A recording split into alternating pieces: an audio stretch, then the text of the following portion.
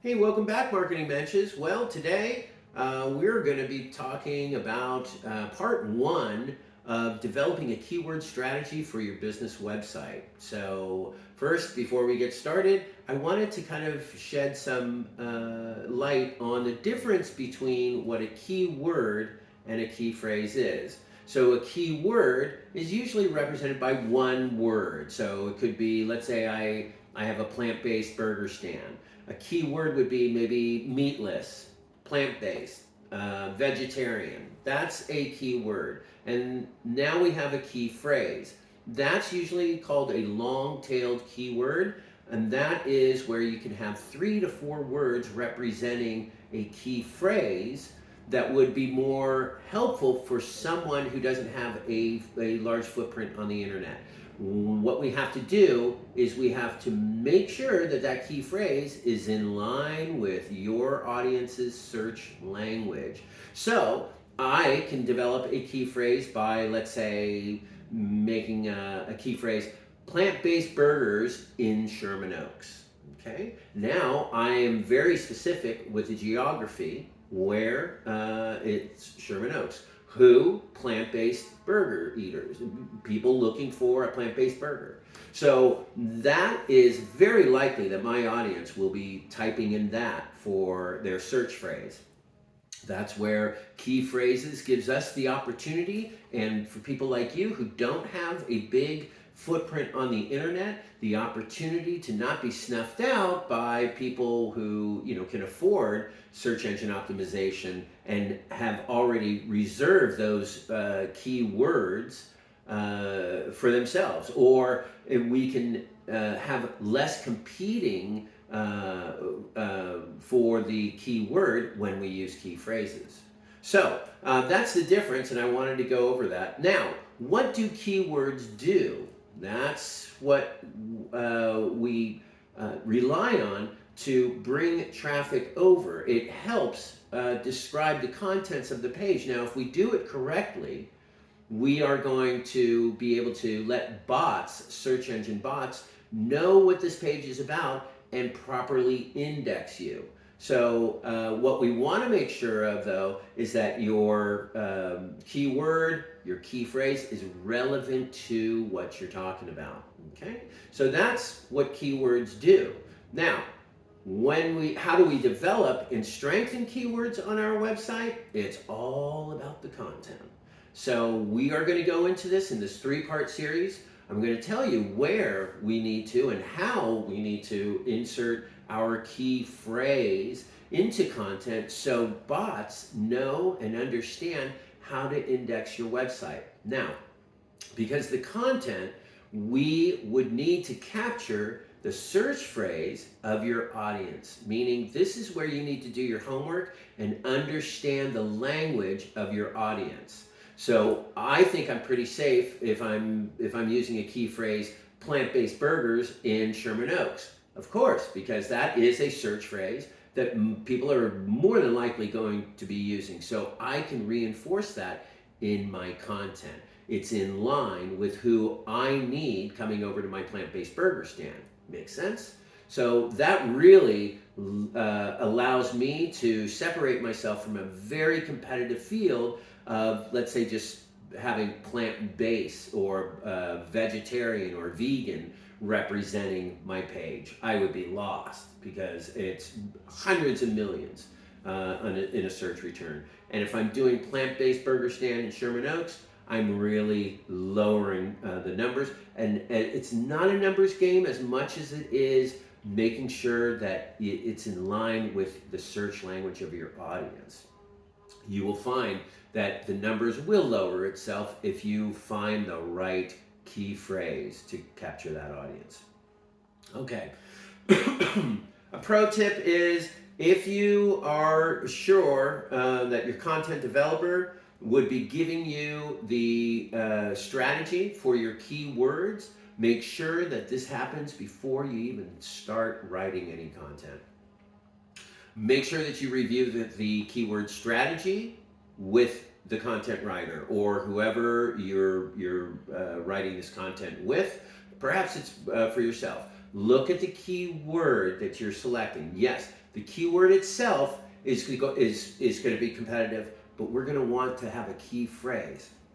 So we take that keyword, we see that it's trending within our market audience, that's great. Now let's turn it into a key phrase. So you want to make sure you map this stuff out so you can assign a key phrase, one key phrase per important page to your website.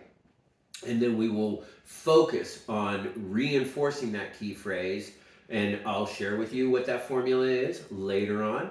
But that is very important in order for search engine bots to understand what your focus is for the page, okay?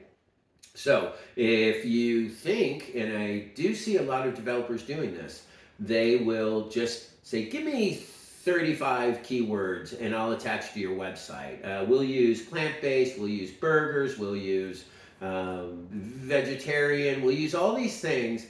And the unknowing business owner is going to be like, oh, great, okay, so if someone just types in those words, I should be showing up on a search return.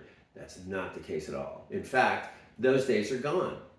What we need to do, and especially, like I said, if you have a small footprint on the internet, you're new to the internet, you want a key phrase. And that's where you need to talk to your developer and say, what's our key phrase strategy? These are great keywords, but what is going to be the key phrase that we're going to develop for each one of my pages? And how are we going to focus or reinforce that key phrase on the page? It is something that is wildly overlooked by developers quite often because let's face it, we're competing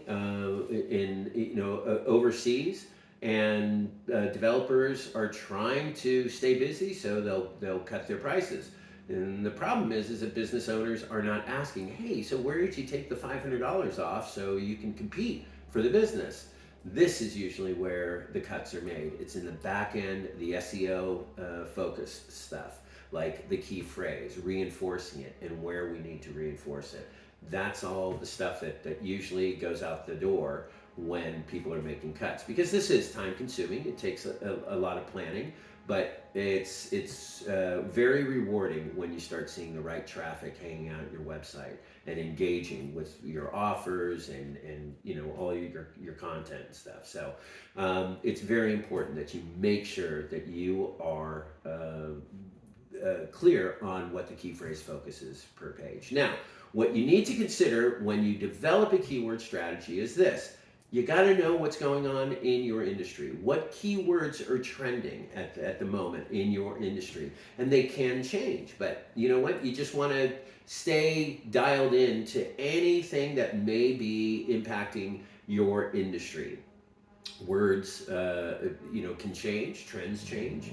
So also you want your keywords to be non-competitive. That means we don't want to be swimming in this huge ocean. We want to be able to try to lower those numbers, but most importantly, find the key phrase that is being used by your audience. So another thing to do is do a competitor recon.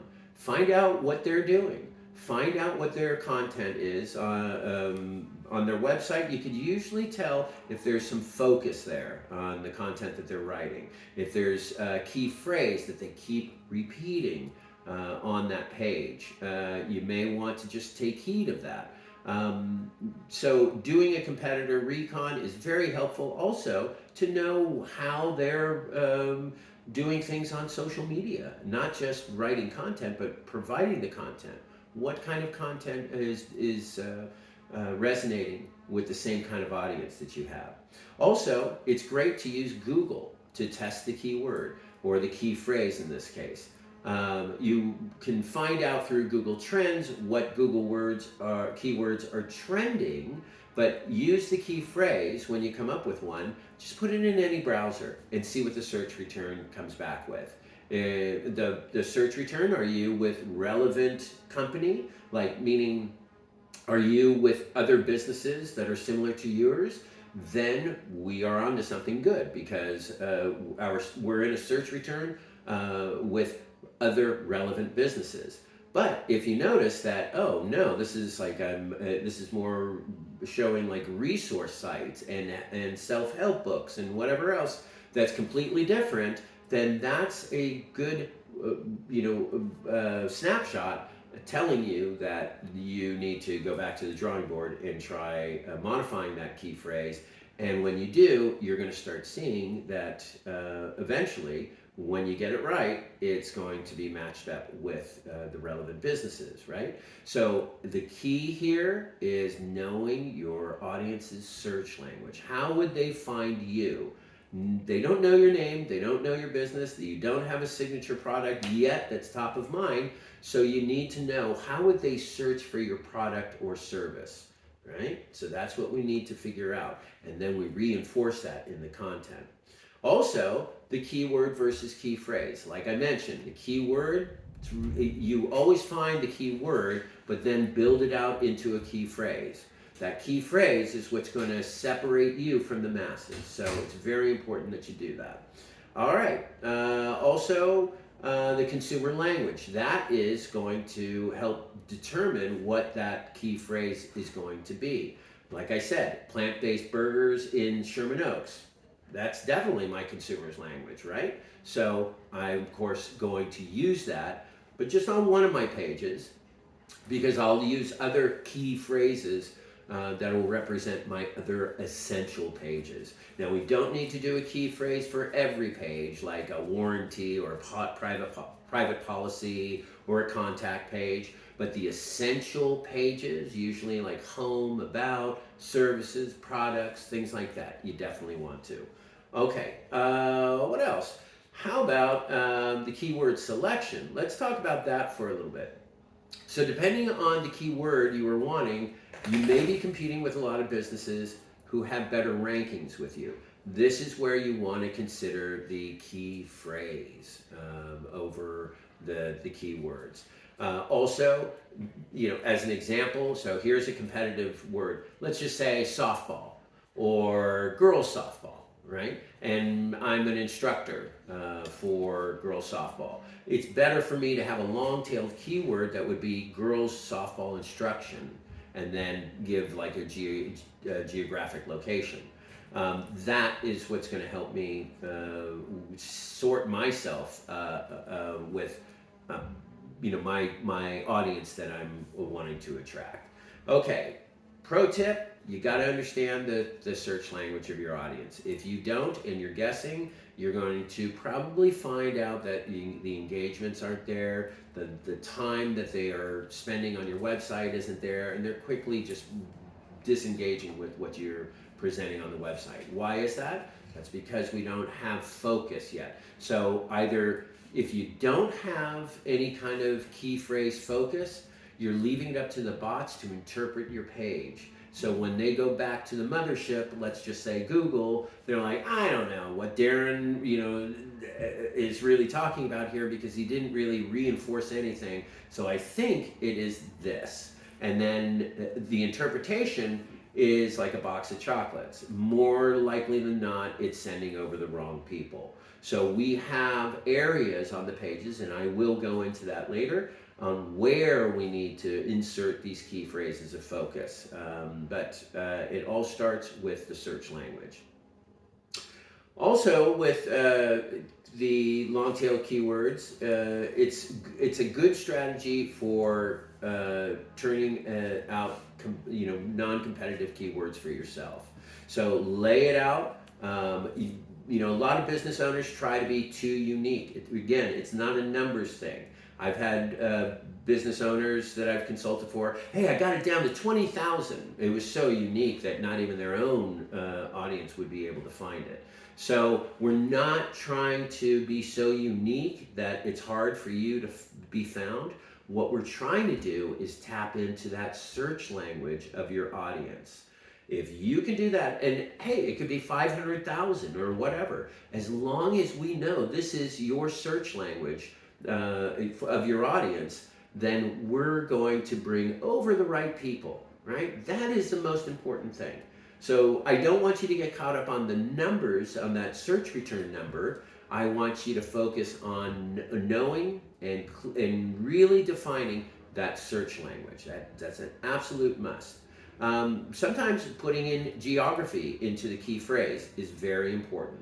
So, like I said, plant-based burgers in Sherman Oaks, having that geography there was helpful in separating myself from other competitors even more, right? Because not only did I mention Sherman Oaks and I'm geographically specific, but I also have my address, my phone number. I have a footprint in that area. So if someone from Burbank is trying to get business in Sherman Oaks, I'm actually going to rank higher than the person that's fishing from Burbank because I have residency in that area, with my business. Do your homework though, please. Please, please, please do your homework and make sure that your search phrases are understood. You understand what the search language is so we can develop your content the way it needs to. Use Google Trends if you need to. It's a great resource to learn keyword trends by day, week, month, year. It's a great tool. And what else? There's 3 components that I want you to remember when you are strengthening your key phrase. And this is the forgotten process that I see a lot of web developers overlooking, and that is you got to have your key phrases reinforced in your titles, tags, and descriptions. Now, there's formulas to this. We have to put this into certain area of the page.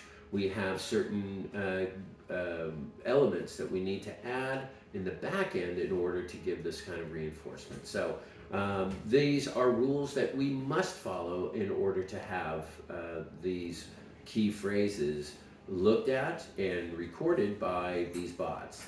The formula is something that's easy to grasp and certainly to practice, but it is a major oversight in so many of the websites that I've seen. So guess what? If you're doing this, that's where you're going to be able to rank higher because you're using these practices that are the best practices right now that needs to be implemented. If you do this, you are going to have great results in funneling over the right traffic. All right, and the last thing is what do we do now if they don't have the keyword or the key phrase that I'm using? Well, that's fine. We have this thing called synonyms, and synonyms kind of opens up that catch net for us. So of course we need to write in this key phrase. So let's just say I'm not using plant-based burgers in Sherman Oaks. Maybe I'm saying meatless patties. Okay, so that's fine. It's relevant to my key phrase, so bots will understand that. And I'm using it in the content. So I can't just like stuff all these synonyms and not use them. The bots are going to see the relevancy, the connection between my synonyms and my key phrases, and they'll be able to record that. So it increases my catch net if, let's say, people said meatless patties in Sherman Oaks or something. So you don't need to worry about just having one key phrase. Oh my goodness, what if they don't find me under that one key phrase? That's why we have synonyms. So it's great to use those.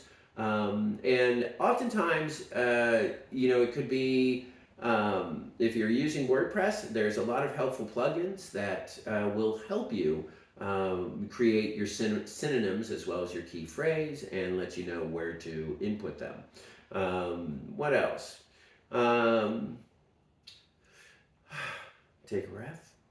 Never use synonyms that don't relate to the content. You can be dinged by that, by it being misunderstood that you're stuffing, and you definitely don't want to do that. That would hurt your credibility. Same thing with keywords. If someone's telling you, hey, we're going to put the 35 keywords that's going to represent the page, that is not how we do it. That's keyword stuffing, and they will slam your website. And depending on how bad your offenses are, you could actually be blacklisted. I mean, in extreme cases, you could be blacklisted from the internet. So let's make sure that you're doing the best practices and doing ethical practices. All right, well, I hope that you join me in the next one where we go over the 7 steps on how to strengthen your site's keywords. And now we're going to get into that formula that I was telling you about. So I do hope that you join me my next episode of the Marketing Mensch. And before we conclude, please subscribe if you haven't yet to this channel. You'll be shoulder tapped when there's a new episode coming out. And as well as, it's a direct line. If you have any questions about this episode or any of the others, you can send me an email. I'd love to hear from you.